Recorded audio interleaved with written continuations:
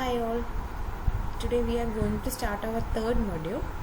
So third module is about multiplexing and demultiplexing techniques.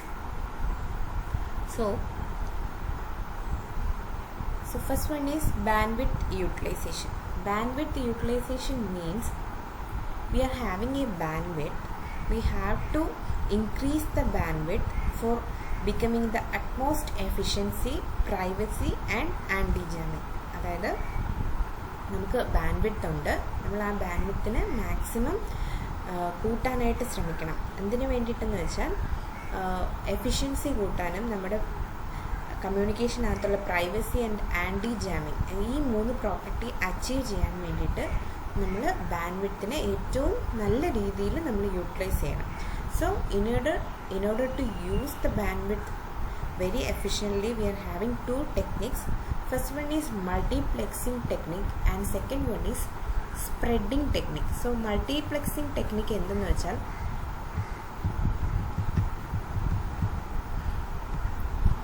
മൾട്ടിപ്ലെക്സിങ് technique എന്ന് പറയുന്നത് നിങ്ങൾ already പഠിച്ചിട്ടുണ്ട്. മക്സും ഡിമക്സും സെയിം കൺസെപ്റ്റ് തന്നെ ആയിരിക്കും മൾട്ടിപ്ലെക്സിങ്ങിൽ വരുന്നത്. എന്തെന്ന് വെച്ചാൽ here it is the technique that is having many simultaneous transmission of multiple signal across a single data link. That means എന്താണ്, ഒരു സിംഗിൾ ഡേറ്റ ലിങ്ക് ഉണ്ടാവും, അതിൽ കൂടി നമുക്ക് മൾട്ടിപ്പിൾ സിഗ്നൽസ് സൈമിൾട്ടേനിയസ്, അതായത് അറ്റ് എ ടൈം ഒരുപാട് മൾട്ടിപ്പിൾ സിഗ്നൽസ് ഒരു single data ലിങ്കിലൂടെ share ചെയ്യുന്നതിനെയാണ് നമ്മൾ മൾട്ടിപ്ലെക്സിങ് എന്ന് പറയുന്നത്.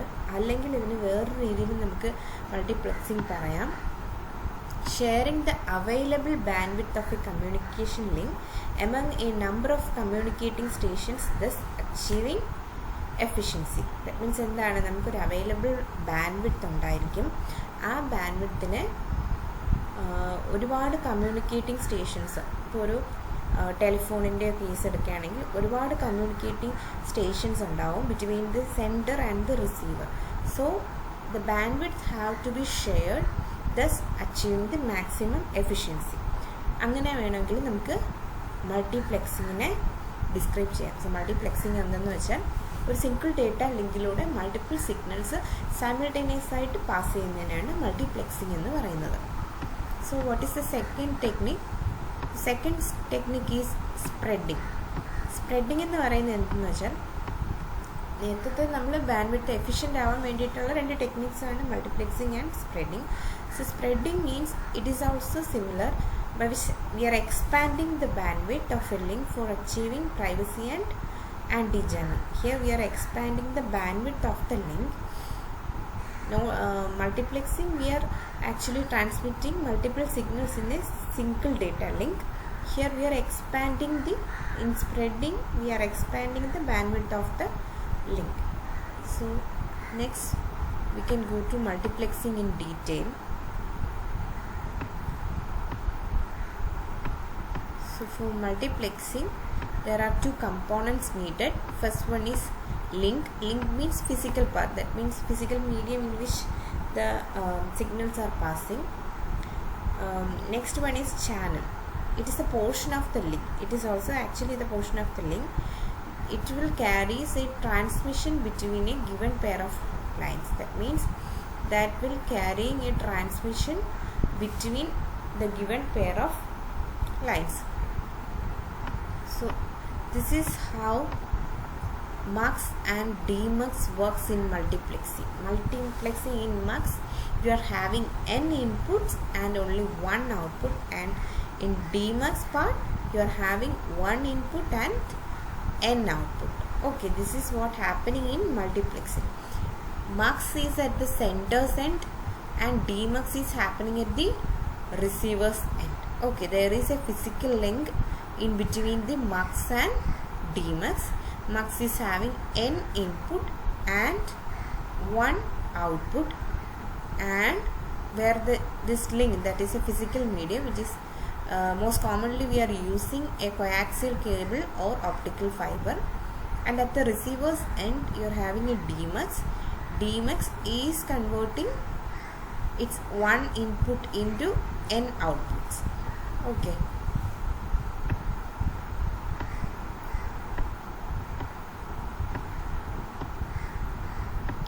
So what are the needs for multiplexing?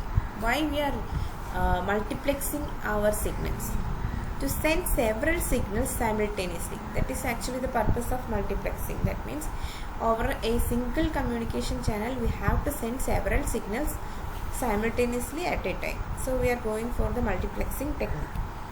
So next one is the reduce the cost of transmission. So multiplexing is the cheapest technique for transmission of multiple signals over a single channel. So here the cost of the transmission is much cheaper. So next one is to effectively utilize the available bandwidth of communication channel. So we are having a fixed bandwidth. Since we are using multiplexing, we can effectively use that bandwidth available in the communication channel. So next we are going for the multiplexing techniques. So multiplexing is commonly divided into two: analog methods and digital methods. Under the analog methods we are having FDM and WDM. So what is FDM means?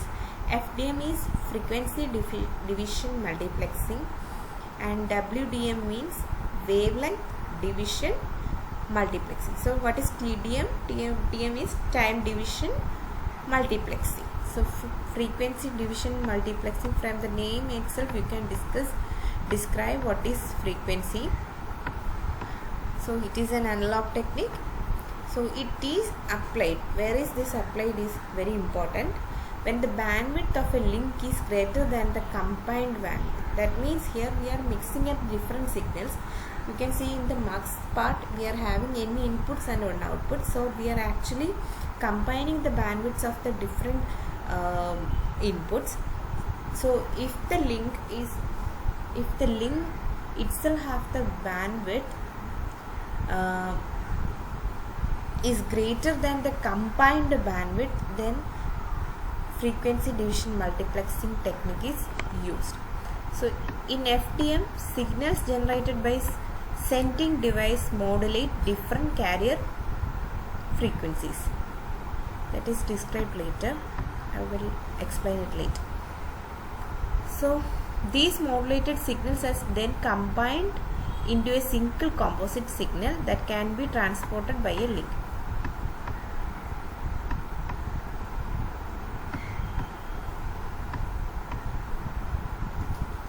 So here we are separating the different carrier frequencies that we are mixing up in order to accommodate the modulated signal. Carrier frequencies are separated by sufficient bandwidth in order to accommodate the modulated signal. Next, there may be some unused bandwidth between such. There are many channels. In between the channels we are having unused bandwidth.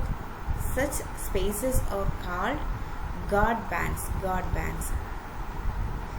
bands are used in order to avoid interference of channels. That means mixing up of interference of the channels. Interference of the signals. That is, mixing up of the signals may be happen. So guard bands are used to avoid this mixing up of these interference of signals.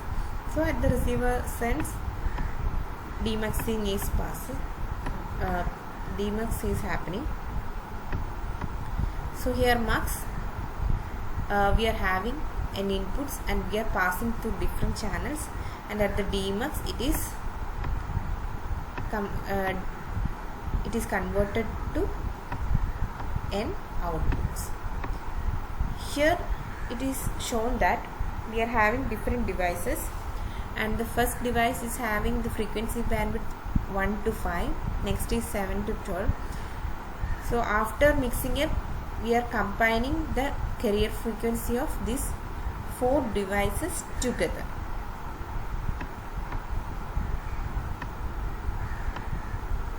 So this is the FDM process that is happening at the center part. So center part we are having 3 channels, and 3 channels are passing different frequencies to the mux part. This is the whole mux part. Inside the mux part you are having a modulator which is generating the carrier frequencies. So for each channel you are having each modulators, and channel 1 it is mixing up with carrier frequency F1. For channel 2 it is mixing up with carrier frequency F2. For channel 3 it is mixing up with carrier frequency F3, and these will result in this type of signal, and this is going to the mux part. This is combined to a single output. This is actually carried in the channel.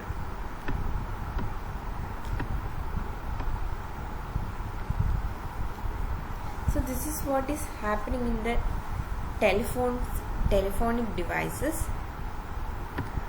So each telephone generates a signal of similar frequency range. Inside the multiplexer, these similar signals are modulated onto different carrier frequencies F1, F2 and F3. The resulting modulated signal are then combined into a single composite. That means after combining in the mux part, a single composite signal is sent over the medial link, which is having enough bandwidth. So at the demux part, you can see there is a filter. So filters are used to decompose the multiplexed signal into its constituent component signal. So actually it is having different types of constituent signals. That means F1, F2, channel 1, channel 2, channel 3 are producing 3 types of signals. So we have to filter them into 3. So filter is used. Actually it distinguishes the 3 individual signals. Again it is passed. This is happening at the receiver's part. That means the demux part. So the individual signals are produced here. Then the individual signal is passed to a demodulator. Demodulator is actually it differentiates the carrier frequencies and the input signals. It actually split up between the carrier frequencies and the input signals. So then what we are given in the input is being sent in the output part. Okay, that means what the input is sent in the channel 1 is passed is in the output as here. Okay, what the input we are given in the channel 2 after being processed, the mux and demux is being carried out in the second one. Okay, similarly as in the F3 also. So these are the applications of FDM, telephone networks, and AM and FM radio broadcasting. So next one is wavelength division multiplexing, or WDM. So in the FDM we are using frequencies. We are mixing it with carrier frequencies. So here you can, from the name itself, you can assume that wavelength is used. So it is used over a fiber optic cable. So it is used on fiber optic cable to increase the capacity of a single fiber. For increasing the capacity, we are using fiber optics WDM. So it is designed to use high data rate capability of fiber optic cable. Next one is we are using fiber optic cable of high data rate for a single link or line wastes the available bandwidth. Next one is using WDM, we can merge many signals into single one and hence utilize the available bandwidth efficiently. So we can merge many signal into one. Actually we are using prisms here. That means we are using the refraction properties of the prism here. So it is similar to the FDM. The only difference is that it involves fiber optic cables and optical signal and signals of the high frequencies. It uses fiber optic cables and optical signal and signals of the high frequencies. This is WDM happening. So WDM, you are having different wavelengths from different channels. It is passed to a WDM, that means a prism. Inside the prism, these wavelengths are combined. That means lambda 1, lambda 2, lambda 3, lambda 4, summing up of these wavelengths, lambda 1 plus lambda 2 plus lambda 3 plus lambda 4. Again, what is happening in the demux, in the FDM, which is similar to here. Here it is demuxing all these properties. That means demuxing into lambda 1, lambda 2, lambda 3 and lambda 4. So here the mux and demuxing, demultiplexing, that means multiplexing and demultiplexing properties are done by using prism. So main application is, it is used in sonnets. Sonnets are using optical fibers. So here we can use the WDM technique. So this is the center part and this is the receiver part. So actually this property is a refraction property. So here this prism is used as multiplexer and this prism is used as demultiplexer. Here we are passing three types of wavelengths, lambda 1, lambda 2 and lambda 3. So by the refraction properties, it is combined to lambda 1 plus lambda 2 plus lambda 3 and it is passed through a channel. Here we are using the channel which is fiber optic cable, and here this prism is acting as demultiplexer.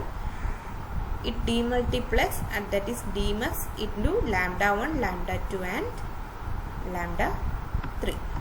So next is another one variation of WDM, that is dense WDM, or otherwise called DWDM. In the previous example, you can saw here we are using only 3 lambdas.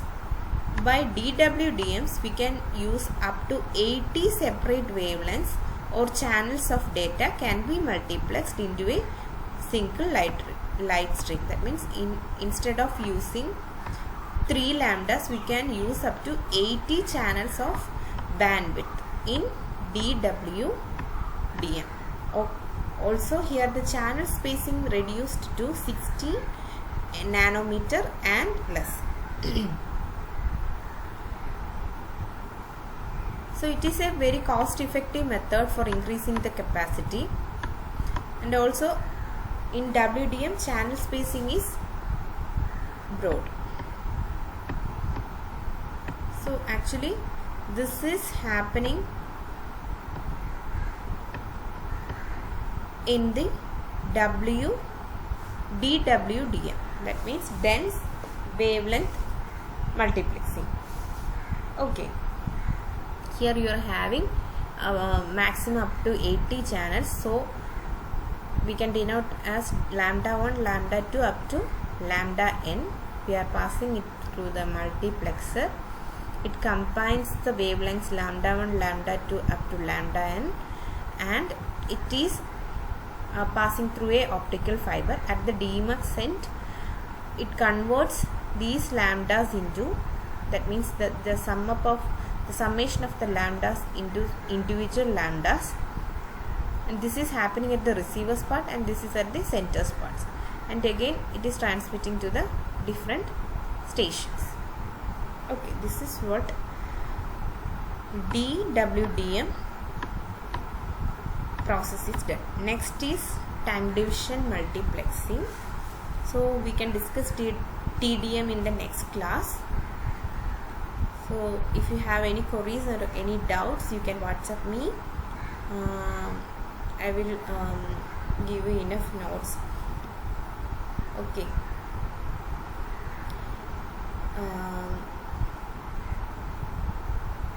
Okay, thank you.